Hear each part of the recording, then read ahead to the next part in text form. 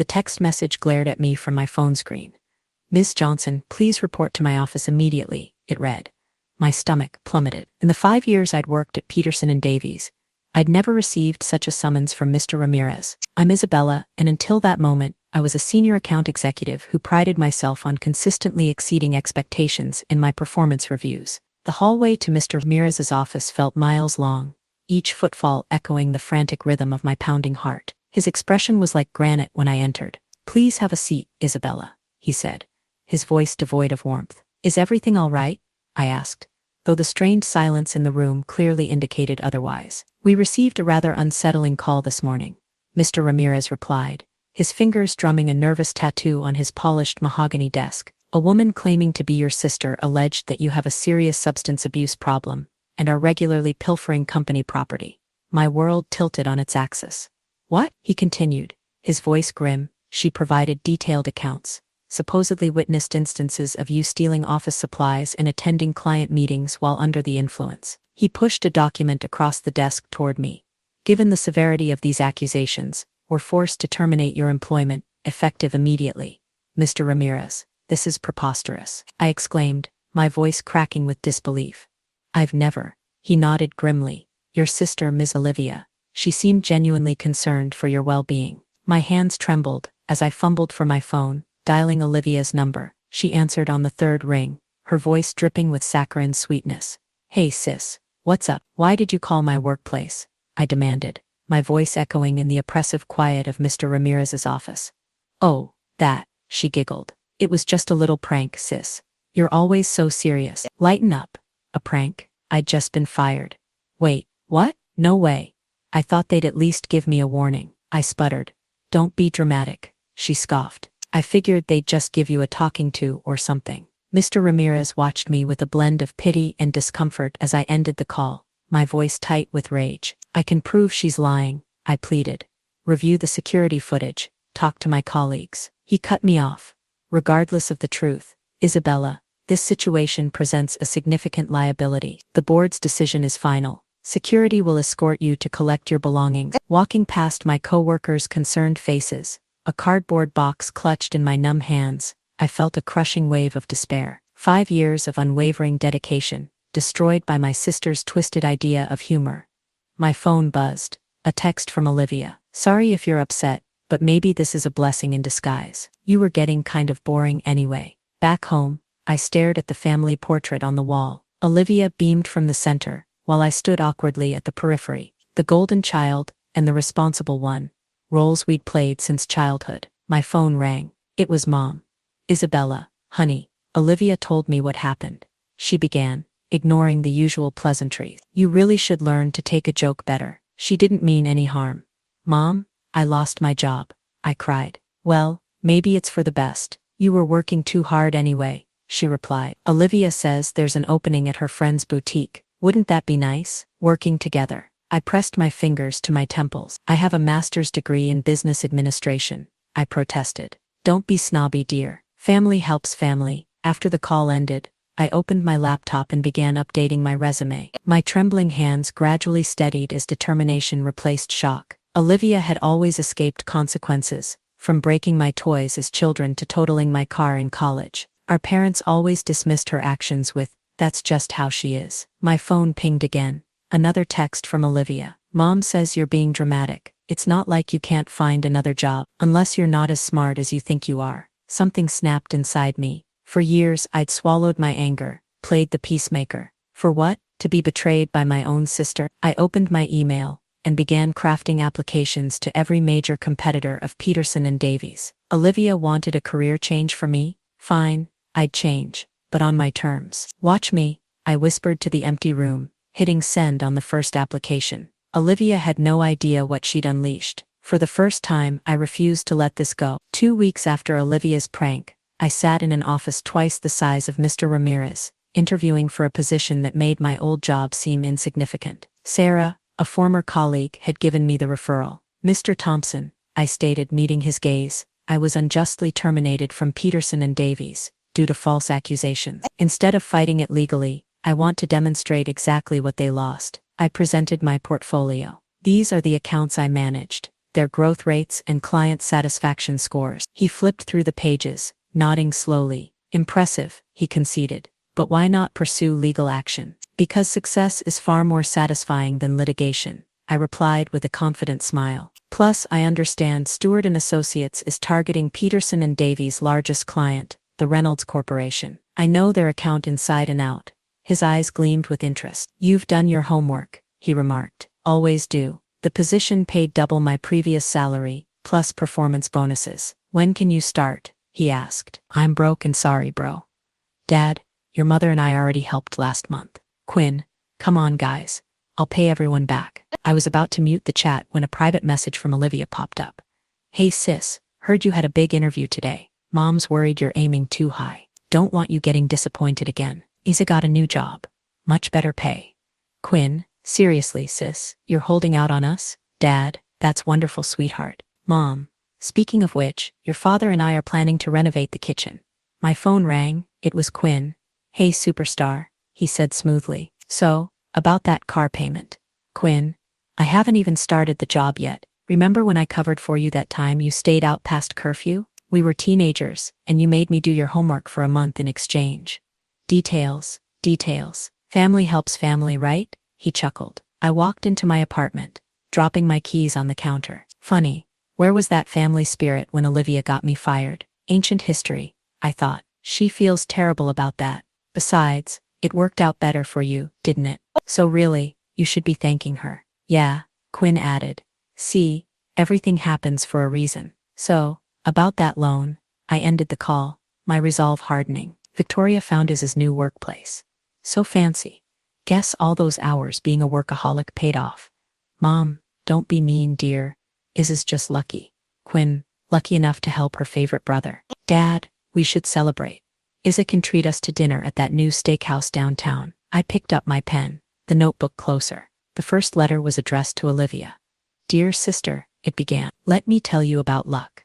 My hand moved faster now, the words flowing freely. They thought my success meant their meal ticket had arrived. They were about to learn otherwise. Every demand for money, every dismissive comment, every backhanded compliment, it all went into these letters. My phone kept buzzing, but I ignored it. Let them plan their celebrations and count money they wouldn't see. Let them think I was still their pushover sister, daughter, meal ticket. The truth would arrive in their mailboxes soon enough. I looked at the family photo on the wall. Tomorrow, it would come down. Sometimes the hardest part of standing up for yourself is standing up to family. But as I wrote those letters, I realized something. Blood might be thicker than water, but ink would be thicker than both. Just a small loan, sweetheart, Mom said, stirring her coffee at our weekly breakfast. Your father and I have always supported you. I nearly choked on my avocado toast. Supported me? Like when Olivia crashed my car, and you made me share yours instead of making her replace it. Ancient history. Mom waved her hand dismissively. Besides, you were always so rigid about your things. Sharing is caring. Mom, I was working 2 jobs to pay for that car, and look how that taught you responsibility. Now you're successful, she beamed. Speaking of success, the kitchen renovation will only be about $20,000. My coffee tasted bitter. That's a lot of money. Well, Olivia can't help. She's an artist. You know how unstable that income is. And Quinn has his car payments. What about my student loans? I asked, my voice rising. Oh honey, Mom patted my hand. You chose to go to that expensive university. Nobody forced you. Hey sis, about that car payment, getting some nasty calls from the bank. I flipped my phone face down. Mom, I need to get to work, but we haven't discussed the kitchen. Your father's getting estimates this afternoon. At the office, Larry stopped by my desk. Isabella, the Reynolds Corp. Meeting went better than expected. They're considering moving their entire portfolio to us. That's fantastic, I said. It's all thanks to your insight. There's a substantial bonus coming your way. My computer dinged with an email from Olivia. Hey sis, heard about your bonus from Mom. She ran into Larry's wife at yoga. Quick favor. My art supply store is having a massive sale. Could really use some sister support. I opened my drawer, pulling out the letters I'd brought to work. Each contained years of carefully documented incidents, dates, amounts borrowed, and never repaid. Olivia's was the thickest. My phone rang. It was Dad. Princess. Great news. Contractor can start the kitchen next week. Just need you to transfer the deposit. Dad. I haven't agreed to. Your mother said you were on board. We've already picked out the fixtures. Premium stuff, only the best for our dream kitchen. Dad. Got to run. Contractor needs the deposit by Friday. Love you, princess. I hung up and stared at the letters. Another message popped up from Quinn. Banks threatening repossession. Need $3,000 by tomorrow. You're my only hope. Memories flooded back. Quinn borrowing my college fund for his failed startup. Olivia accidentally spilling wine on my interview suit, then offering her old cocktail dress as a replacement. Mom and Dad remortgaging the house to fund Olivia's art gallery, which closed 3 months later. Victoria is buying. Time to celebrate her bonus. Mom? Perfect. I'll make reservations for 8. Bringing your father's girlfriends too. Quinn. Count me in. Olivia.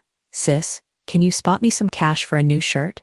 Can't show up looking broke. I picked up the letters, adding a final paragraph to each one. Then I pulled out fresh envelopes, addressing them carefully. Olivia's art supply store receipt from last month was for designer handbags, not art supplies. Quinn's bank statements showed gambling transactions. Mom's yoga membership cost more than my monthly student loan payment. Everything would be exposed. Every lie, every manipulation, every double standard. My hand shook slightly as I sealed the last envelope. Part of me wanted to shred them all, keep the peace, play my assigned role. But as I looked at my phone, still buzzing with entitled demands, I knew peace had always been an illusion. I stood up, letters in hand, ready to walk to the mailroom.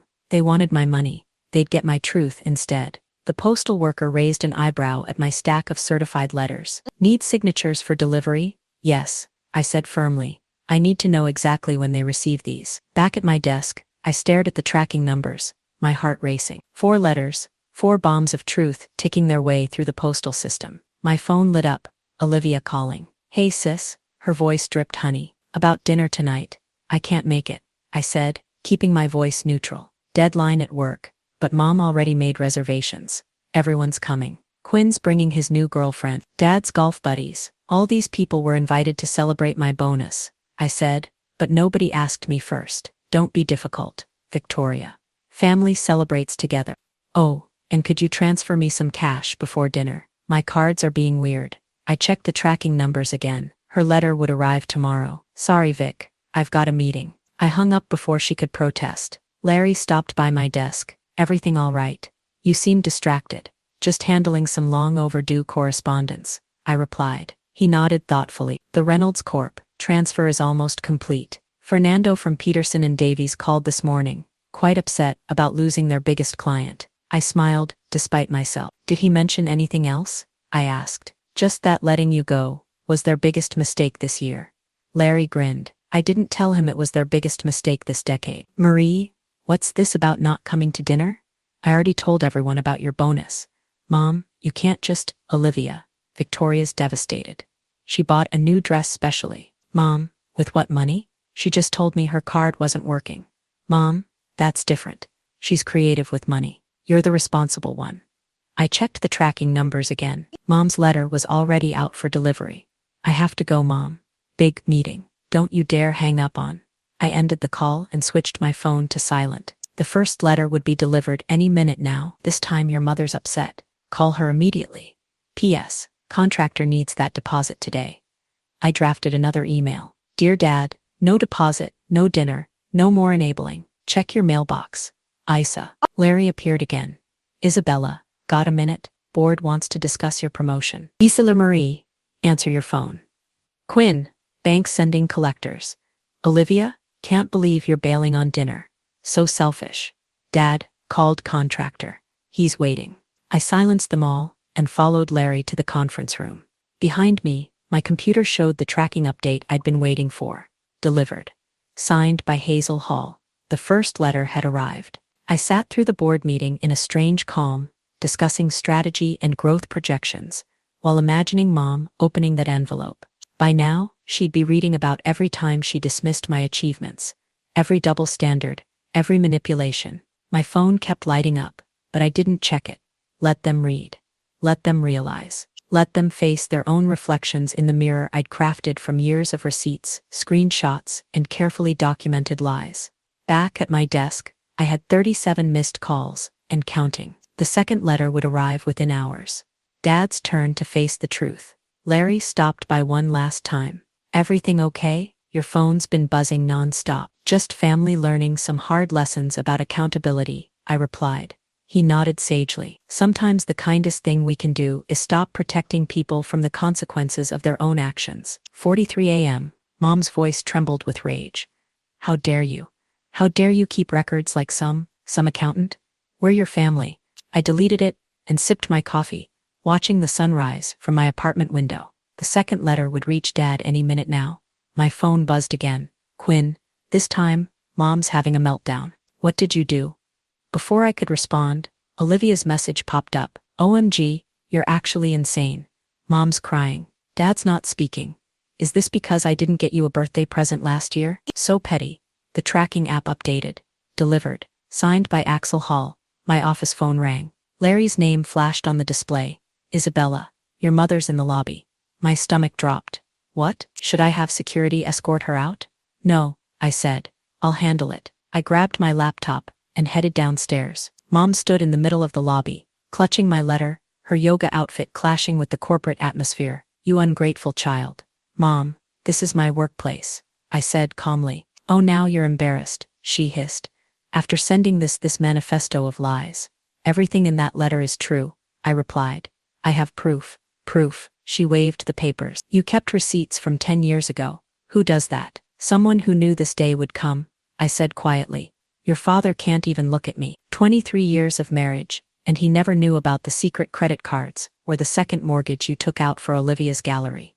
Her face reddened. She needed that opportunity, and I needed my college fund that Quinn gambled away. Funny how my needs never seemed urgent enough. We raised you better than this, she hissed. Family doesn't keep score. No, I said. Family doesn't play favorites. Family doesn't gaslight. Family doesn't. Your mother's hysterical. Fix this now. Another notification. Olivia's letter had been delivered. Mom's phone chimed. She checked it and went pale. Olivia's threatening to move to Europe. See what you've done? She cried. Let me guess, I said, my voice low. She needs money for the plane ticket. She's sensitive, creative. You've always been jealous of her spirit. Security was watching us now. I lowered my voice. Mom, go home, read the letter again. Really read it. I will not. Mrs. Hall. Larry appeared beside us. I'm afraid I'll have to ask you to leave. We're about to start a board meeting. Mom straightened her yoga pants. Of course, my daughter's very important now, too important for family. As security escorted her out, my phone exploded with notifications. Olivia had posted on social media. Some people can't handle others' success. Booking a one-way ticket to Paris. Need support from real family. Quinn replied immediately. This is messed up, sis. But since you're burning bridges, can I get that loan before you go nuclear? Bank seriously on my case. Dad sent a simple text. Your mother's blood pressure is your responsibility now. OMG, just got your psycho letter, recording everything for my lawyer. Hope you're happy now that you've destroyed this family. P.S. Still need help with art supplies if you're done being crazy. I declined the call and turned to Larry. Actually, I think I'll stay. We have that strategy meeting at 2, right? He nodded approvingly. That's why you're partner material. You know how to prioritize. Victoria? She exposed everything. My shopping, Quinn's gambling, Mom's secret cards. Quinn, those bank statements were private. This is illegal. Mom, we need to meet. All of us. Tonight. Dad, agreed. Isa, you will be there. I typed a single response. No. Then I muted the chat, turned off my phone, and opened the file for the strategy meeting. Let them rage. Let them threaten. Let them finally face the mirrors I'd spent years polishing. The truth was out, and I had a meeting to prepare for. They taught me well. After all, family always comes first. They just never expected me to put myself first for once. 11 p.m. sharp. Isabella Marie, open this door right now. Mom's voice carried through the hallway. I took a deep breath and turned the lock. They all burst in. Mom, Dad, Olivia with mascara-stained cheeks, and Quinn, looking unusually sober. Family intervention. Olivia announced dramatically, waving a printed copy of her letter. We're here to discuss your mental breakdown. Sit down, Dad commanded, his usually jovial face grim. I remained standing. No, listen here, young lady. Mom started. No, you listen, I interrupted. I pulled out my phone. Should I play the voicemails from the loan companies looking for Quinn? Or maybe Olivia's credit card companies? Quinn shifted uncomfortably. Those records were private. Like my college fund was private before you borrowed it, I retorted. That was different, Mom interjected. He had a business opportunity. It was gambling debts, I said flatly. Just like the money he's asking for now. Quinn's face paled. You don't know. I have the bank statements, Quinn, I said calmly. Every casino withdrawal. Olivia jumped up. Well, what about my reputation? My followers are worried sick. I had to tell them I'm taking a mental health break in Paris. With what money? I asked. The art supply store called. Your credit card bounced again. Mom gestured wildly. She needs our help. Family helps family. No, Mom, I said. Family doesn't exploit family. Family doesn't, oh, spare us the lecture. Olivia interrupted. Just because you got lucky with some corporate job, lucky. I laughed. I worked 60-hour weeks while you were finding yourself on my credit card. I paid you back with bounced checks. Dad cleared his throat. Princess, about the kitchen renovation. The kitchen is fine, Dad, I said. Your golf membership, however, that's different. I need to network. Network. I pulled out more papers. Is that what you call losing $10,000 in club gambling last month? The room went silent. Mom turned to Dad, mouth open. You said that money went to Quinn's car. Well, Dad tugged at his collar. Quinn jumped up. Wait, I got blamed for that. Sit down, Mom shouted. This is all Isabella's fault. Keeping records like some spy.